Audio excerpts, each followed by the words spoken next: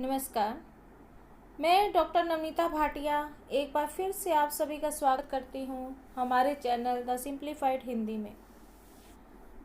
आज मैं जो विषय लेकर आपके सामने आई हूँ वो मैंने कक्षा 10वीं में से लिया है और पाठ का नाम है एक कहानी यह भी, जो कि लेखिका मन्नू भंडारी जी द्वारा रचित है। मन्नू भंडारी जी आधुनिक साहित्यकारों में अति विशिष्ट स्थान पर है। उन्हें बहुत ही विशिष्ट स्थान प्राप्त है। हृदय तथा बुद्धि तत्व से युक्त उनकी रचनाएं हिंदी साहित्य जगत की अमूल्य धरोहर है। हिंदी साहित्य की सुप्रसिद्ध कहानी लेखिका मन्नू भंडारी जी का जन्म 2 अप्रैल 1931 में राजस्थान के भानपुरा नामक गांव में हुआ था। उनका असली नाम महेंद्र कुमारी था। उन्होंने स्नातक तक की शिक्षा राजस्थान के अजमेर से ही प्राप्त की। हिंदी में उन्होंने एमए किया और फिर दिल्ली और कलकत्ता में उन्होंने अध्यापन कार्य किया। मन्नू भंडारी जो हैं वो मुख्य रूप से एक कहानी लेखिका हैं। कहानियाँ उनकी बहुत सी हैं जो बहुत ज़्यादा प्रसिद्ध भी हुई हैं। एक कहानी यह भी लेखिका की ही आत्मकथा है, जिसमें उन्होंने अपनी आत्मकथा को क्रमबद्ध में न लिखकर उन व्यक्तियों और घटनाओं का उल्लेख किया है जो उनके लेखकीय जीवन के निर्माण और विकास में सहायक बने, यानी कि जिन्होंने अपना पूरा योगदान दिया उनके लेखन कार्य में। उन्होंने अपने पिताजी कॉलेज की प्राध्यापिका शीला अग्रवाल के साथ साथ अपनी किशोरावस्था से जुड़ी तमाम घटनाओं का वर्णन किया है, यानी कि उनके जीवन से जितनी भी जुड़ी हुई घटनाएं हैं उन सब का वर्णन लेखिका ने अपनी इस आत्मकथा में किया है। यहाँ पर लेखिका ने पारिवारिक बंधनों से बंधी लड़की को अनेक पड़ावों से गुजारते हुए असाधारण क्रांतिकारी लड़की के रूप में प्रकट किया है। लेखिका मन्नू भंडारी ने 1946-47 की आज़ादी की लड़ाई में बढ़ चढ़कर भाग लिया। लेखिका अपने जन्म और परिवार के विषय में बताते हुए कहती हैं कि जन्मी तो मध्य प्रदेश के भानपुरा गांव में थी, लेकिन मेरी यादों का सिलसिला शुरू होता है अजमेर के ब्रह्म कुमारी मोहल्ले के उस 2 मंजिला मकान से, जिसकी ऊपरी मंजिल में पिताजी का साम्राज्य था, जहां वे निहायत अव्यवस्थित ढंग से फैली बिखरी पुस्तकों, पत्रिकाओं और अखबारों के बीच या तो कुछ पढ़ते रहते थे या फिर डिक्टेशन देते रहते थे। लेखिका अपने जन्म के बारे में बताती है कि उसका जन्म तो भानपुरा गांव में हुआ था, जो कि मध्य प्रदेश में है, लेकिन उसकी यादों का सिलसिला अजमेर के ब्रह्मपुरी मोहल्ले के 2 मंजिला मकान से शुरू होता है, जिसकी ऊपरी मंजिल में, यानी कि जिसकी ऊपर वाली मंजिल में पिताजी का साम्राज्य था, यानी कि पिताजी वहाँ पर रहते थे। वहाँ पर वो हमेशा ही अपनी अव्यवस्थित ढंग से फैली बिखरी पुस्तकों, पत्रिकाओं और अखबारों के बीच या तो उनमें से कुछ पढ़ते रहते थे या फिर वो डिक्टेशन देते रहते थे। नीचे हम सब भाई बहनों के साथ रहती थी हमारी बेपढ़ी लिखी व्यक्तित्वहीन माँ। सवेरे से शाम तक हम सबकी इच्छाओं और पिताजी की आज्ञाओं का पालन करने के लिए सदैव तत्पर।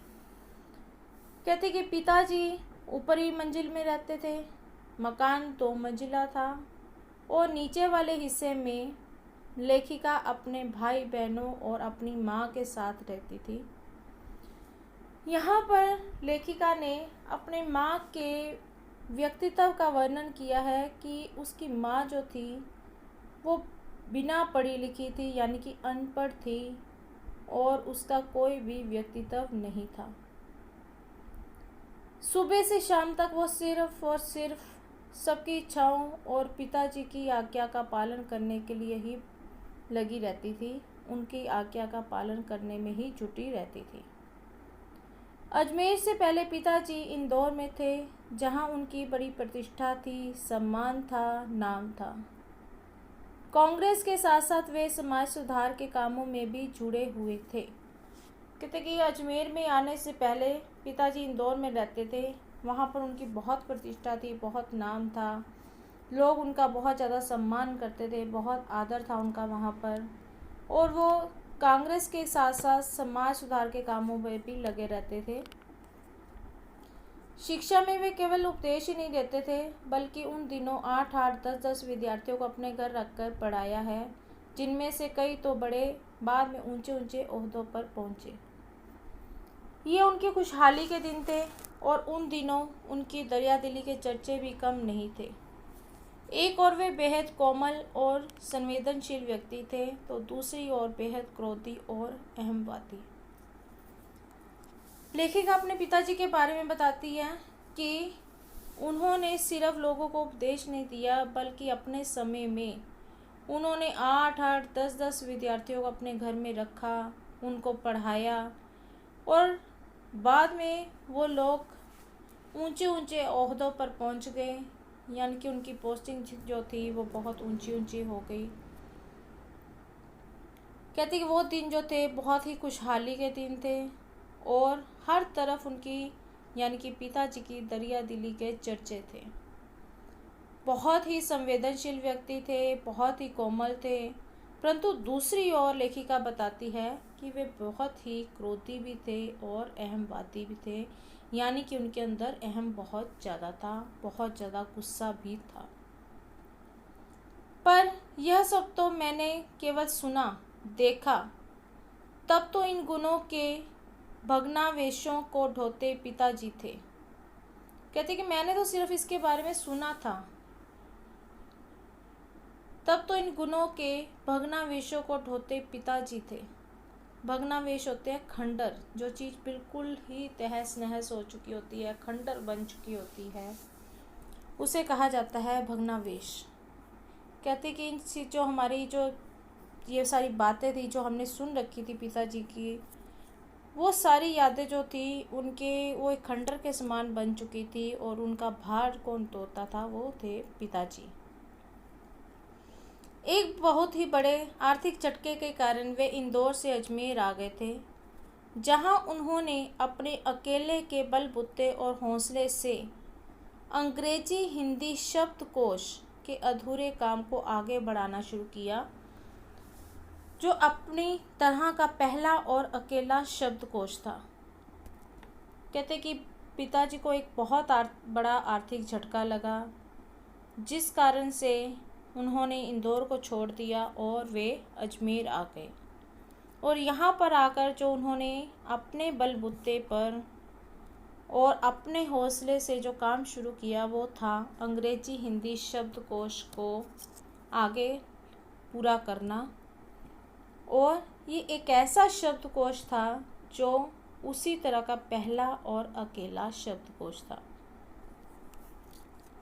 इसने उन्हें यश और प्रतिष्ठा तो बहुत दी, पर अर्थ नहीं, और शायद कीर्ति आर्थिक स्थिति ने ही उनके व्यक्तित्व के सारे सकारात्मक पहलुओं को निचोड़ना शुरू कर दिया। कहते कि उन्होंने अंग्रेजी हिंदी शब्दकोश लिखा, उसको आगे बढ़ाया, कि इससे उनके पिताजी को बहुत ज़्यादा प्रसिद्धि मिली, बहुत ज़्यादा यश मिला, परंतु अर्थ नहीं, परंतु उन्हें पैसा नहीं मिला, और शायद उनकी आर्थिक गिरती स्थिति ही थी जो कि उनके व्यक्तित्व में से सारे के सारे सकारात्मक पहलू को ख़त्म करती जा रही थी। यानी कि वो नकारात्मक स्थिति की ओर जाना शुरू हो गए थे। उनकी जो स्थिति थी वो ऐसी हो चुकी थी कि जो भी सोचते वो हमेशा विपरीत ही सोचते, कभी भी उन्होंने सीधा नहीं सोचना शुरू किया था।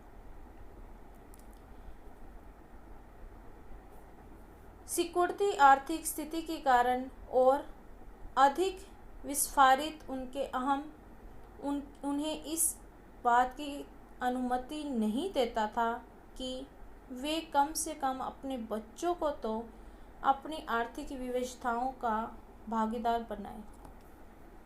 लेखिका कहती है कि उसके पिताजी के अंदर इतना ज़्यादा अहंकार था, इतना ज़्यादा, जिसको हम इंग्लिश में कहते हैं ईगो, कहती कि इतना ज़्यादा था कि उन्होंने कभी भी अपनी विवशताओं को, अपनी कमियों को या अपनी मजबूरियों को किसी के आगे भी कभी बताया नहीं, ना ही उन्होंने कभी अपने बच्चों तक को इसके बारे में कुछ बताया, ना ही परिवार में किसी को कुछ बताया। अब उनकी आदतों, उनके व्यक्तित्व के बारे में लेखिका बताती है कि वो किस तरह के थे, उनकी आदतें इतना सब होने के बावजूद भी कैसी थी। यानी कि आर्थिक स्थिति कमज़ोर होने के बावजूद भी उनकी आदतें जो थी वो किस प्रकार की थी। नवाबी आदतें, अधूरी महत्वाकांक्षाएं, हमेशा शीर्ष पर रहने के बाद हाशिए पर सरकते चले जाने की यातना क्रोध बनकर हमेशा माँ को कंपाती, थरथराती रहती थी। कहती कि उनकी आदतें जो थी वो नवाबी थी। जिस प्रकार नवाब जो है वो ऊंचे रहते हैं, हमेशा ही पैसे में खेलते रहते हैं और अपनी आदतों को बिगाड़ कर रखते हैं, उसी प्रकार लेखिका कहती है कि उनके पिताजी की आदतें जो थी वो नवाबी थी। अधूरी महत्वाकांक्षाएं थी, यानी कि उनकी जो इच्छाएं थी वो पूरी ना हो सकी। हमेशा शीर्ष पर रहने के बाद, यानी कि हमेशा ही ऊंचाई पर रहने के बाद धीरे धीरे नीचे सरकते जाने की जो यातना थी, जिसे वो स्वीकार नहीं कर रहे थे या करना नहीं चाहते थे, वो उनके अंदर एक क्रोध बनकर दूसरों के सामने आती थी और हमेशा ही माँ को डराती रहती थी। यानी कि उनके अंदर की जितनी भी कमियाँ थी, जितना भी गुस्सा था, जितनी भी उनकी आदतें थी जो नवाबी कह सकते हैं हम, इन आदतों के कारण और इन आदतों को पूरा ना करने के कारण हमेशा ही उनके चेहरे पर क्रोध बना रहता था, क्रोध आया रहता था, गुस्सा रहता था। और उनका ये गुस्सा जो था वो किस पर उतरता था? लेखिका की माँ के ऊपर। वो हमेशा ही पिताजी से डर कर रहती थी, डरी सहमी रहती थी। अपनों के हाथों विश्वासघात की जाने कैसी गहरी चोटें होगी, वे जिन्होंने आंख मूंद कर सबका विश्वास करने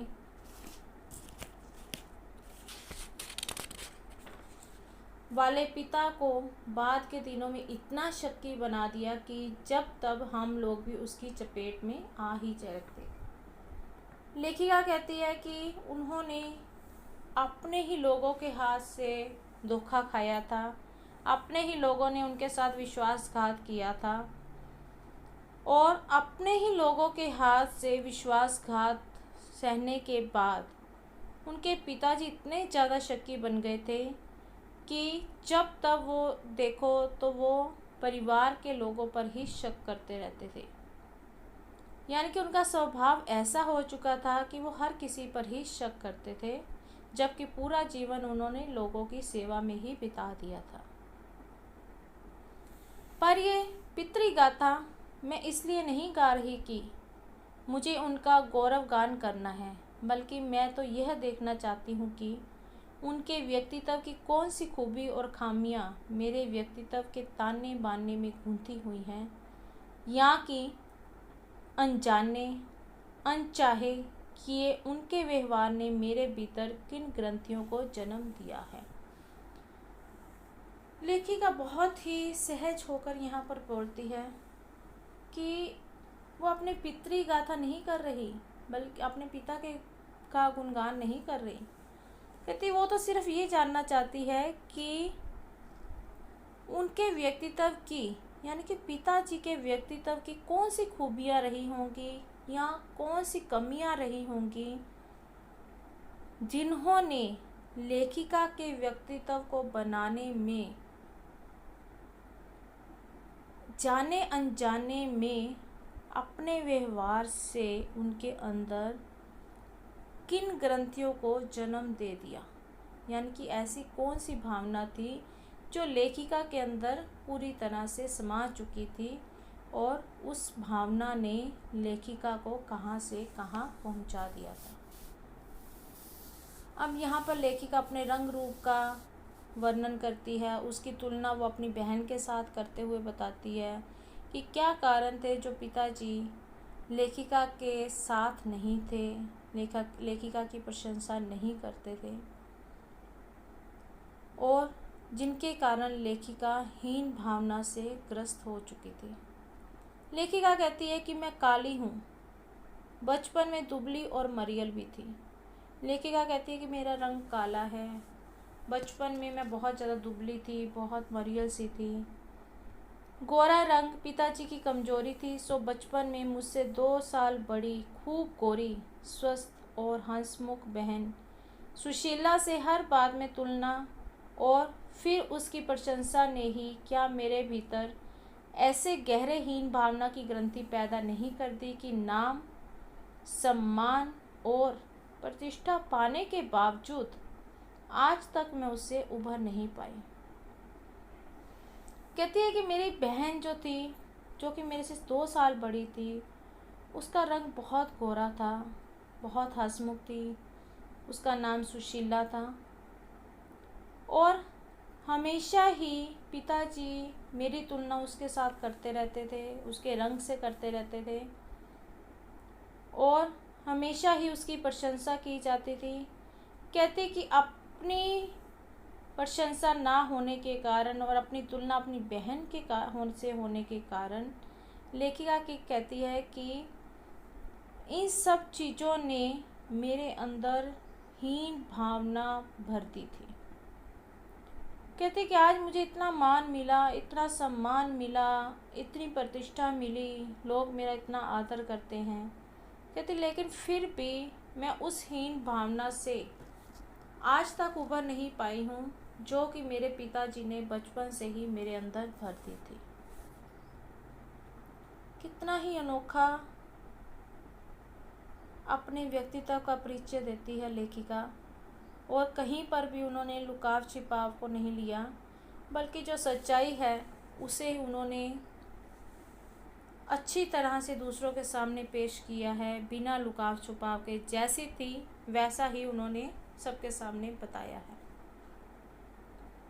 आगे लेखिका क्या कहती है, आज भी परिचय करवाते समय जब कोई कुछ विशेषता लगाकर मेरी लेखकीय उपलब्धियों का जिक्र करता है तो मैं संकोच से सिमट ही नहीं जाती, बल्कि गढ़ने को हो आती हूँ। लेखिका कहती है आज भी इतने सालों के बाद भी जब भी कोई मेरे लेखकीय कार्य की प्रशंसा करता है तो कहती है कि आज भी मेरे अंदर वही हीन भावना आगे आ जाती है और उसी संकोच से मैं सिमट ही नहीं जाती हूँ, बल्कि मुझे ऐसे लगता है कि संकोच से के कारण मैं ज़मीन में गिरती जा रही हूँ। यानी कि लेखिका कहती है कि कितने सालों बाद भी मैं उस हीन भावना से ऊपर नहीं उठ पाई हूँ जो कि हीन भावना बचपन से ही मेरे अंदर पैदा हो गई थी। शायद अचेतन की किसी परत के नीचे दबी इसी हीन भावना के चलते मैं अपनी किसी उपलब्धि पर भरोसा नहीं कर पाती, सब कुछ मुझे तुक्का ही लगता है। कहती कि शायद ये मेरे अंदर की हीन भावना ही थी कि मैं इतनी उपलब्धियों को पाने के बावजूद भी अपनी ही किसी उपलब्धि पर कभी भी भरोसा नहीं कर पाती हूँ और मुझे ये लगता है कि जो उपलब्धि मैंने पाई है शायद मैं उसकी हकदार नहीं थी, बल्कि ये एक तुक्का ही लगा है जिसके कारण ये उपलब्धि मुझे मिल गई है।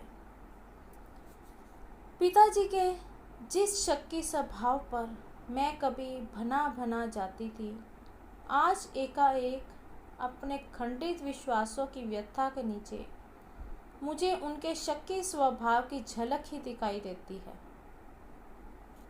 कहती कि कभी मैं पिताजी के शक्की स्वभाव के कारण बहुत गुस्से में आती थी, बहुत बुरा मुझे लगता था, लेकिन आज उनके शक्की स्वभाव के कारण ही मुझे ऐसा लगता है कि जो मेरे अंदर विश्वास होना चाहिए था वो विश्वास खंडित हो चुका है, और इसका कारण जो है वो पिताजी ही हैं। बहुत अपनों के हाथों विश्वासघात की गहरी व्यथा से उपजा शक। कहती लेकिन कहीं कहीं मुझे उनके साथ कुछ ऐसा अपनापन सा भी लगता है, उनके ऊपर कुछ दया सी भी आती है कि उन्होंने अपनों के हाथों से ही विश्वासघात को सहा है, यानी कि उनके अपने लोगों ने ही उनके साथ विश्वासघात किया है, और ये विश्वासघात ही उनके शक का कारण था। होश संभालने के बाद से ही जिन पिताजी से किसी न किसी बात पर हमेशा मेरी टक्कर ही चलती रही, वे तो ना जाने कितने रूपों में मुझ में हैं। कहती कि हमेशा ही मेरी बचपन से लेकर आज तक, जब तक पिताजी थे, मेरी उनके साथ किसी न किसी बात पर टक्कर चलती रहती थी, उनके साथ बहस होती रहती थी, क्योंकि मेरे उनके विचार आपस में नहीं मिलते थे। कहती वो सारी बातें आज भी किसी न किसी रूप में मेरे अंदर हैं। किन किन रूपों में हैं? कहीं कुंठाओं के रूपों में, कहीं प्रतिक्रिया के रूप में, तो कहीं प्रतिछाया के रूप में।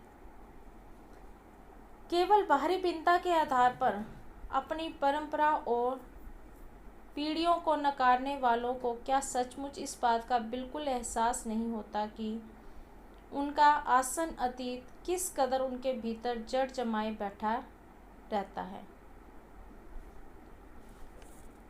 समय का प्रवाह भले ही हमें दूसरी दिशा में बहाकर ले जाए, स्थितियों का दबाव भले ही हमारा रूप बदल दे, हमें पूरी तरह से उससे मुक्त तो नहीं कर सकता।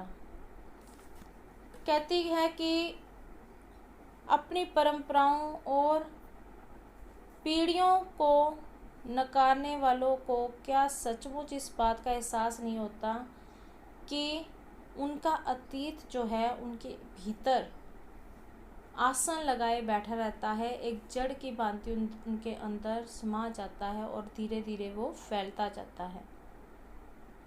कहती है कि समय चाहे हमें दूसरी दिशा में ले जाए, क्योंकि समय जो है बहुत बलवान होता है, किस दिशा में हमें लेकर जाएगा हमें कुछ नहीं पता होता। लेखिका कहती है कि समय का प्रभाव बेशक हमें दूसरी दिशा में ले जाए, स्थितियां ऐसी हो जाए कि वो हमारा रूप ही बदल दें, परंतु जो अंतर हमारे कुंठाएं हैं, जो हीन भावना है, जो अतीत की परछाइयां हैं, कहती वो सब चीज़ें हमें उनसे मुक्त नहीं कर सकती। अब लेखिका अपनी माँ के बारे में बताती है कि उनकी माँ कितनी ही सहनशील थी, कितनी धैर्यवान थी। लेखिका कहती है कि मुझे उनके साथ हमदर्दी तो है, परंतु उनके साथ वो मेरे लिए आदर्श का कारण नहीं बन पाए। लेखिका कहती है कि पिता के ठीक विपरीत थी हमारी बेपढ़ी लिखी माँ। कहती जहाँ पिताजी एक और क्रोधी स्वभाव के थे, पढ़े लिखे थे, वहीं दूसरी ओर हमारी माँ जो थी वो अनपढ़ थी। धरती से कुछ ज़्यादा ही धैर्य और सहन शक्ति थी शायद उनमें। कहा जाता है कि धरती जो है वो उसके अंदर बहुत ज़्यादा सहन शक्ति होती है, धरती बहुत धैर्यवान होती है, सब कुछ अपने ऊपर, सारा भार जो है वो अपने ऊपर ढोती रहती है, सब कुछ सहन करती रहती है। लेखिका कहती है कि मेरी माँ जो थी वो शायद धरती से भी कुछ ज़्यादा ही धैर्य वाली थी, उसके अंदर बहुत ज़्यादा सहन शक्ति थी। पिताजी की हर जाति को अपना प्राय और बच्चों की हर उचित अनुचित फरमाइश और जिद को अपना फर्ज समझकर बड़े सहज भाव से स्वीकार करती थी। कहती कि पिताजी उनके ऊपर क्रोध करते थे, बहुत ज्यादती करते थे, हमेशा उनका गुस्सा जो है मेरी माँ के ऊपर ही उतरता था। माँ उनसे डरी रहती थी, सहमी रहती थी। कहती है कि पिताजी की हर जाति को वो चुपचाप सहती थी और बच्चों की चाहे फरमाइश चाहे वो उचित थी चाहे वो अनुचित थी, और बच्चों की हर एक जिद को हमेशा ही अपना फर्ज समझकर वो बड़े ही आराम से बड़े ही सहज भाव से स्वीकार करती थी। उन्होंने जिंदगी भर अपने लिए कुछ नहीं मांगा, चाहा नहीं, केवल दिया ही दिया। कहती कि उनकी माँ इतनी सीधी थी, इतने धैर्यवान थी कि उन्होंने सारी ज़िंदगी अपने लिए तो कुछ मांगा ही नहीं। उन्होंने कुछ भी नहीं अपने लिए चाहा, बल्कि हमेशा ही दूसरों को दिया ही दिया है। हम भाई बहनों का सारा लगाव माँ के साथ था, लेकिन निहायत असहाय मजबूरी में लिपटा उनका ये त्याग कभी मेरे आदर्श का कारण नहीं बन सका। लेखिका कहती है कि हम सारे ही भाई बहनों को उनके साथ बहुत लगाव था। कहते कि हो सकता है जो ये लगाव हमें अपनी माँ के साथ था वो सहानुभूति की वजह से उपजा हो।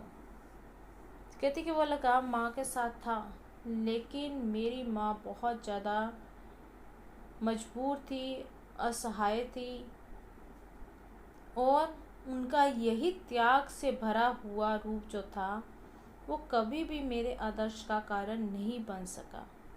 यानी कि उनकी माँ कभी भी उनके लिए आदर्श का कारण नहीं बन सकी। ना उनका त्याग, ना उनकी सहिष्णुता। खैर, जो भी हो, अब ये पैतृक पुराण यही समाप्त कर अपने पर लौटती हूँ।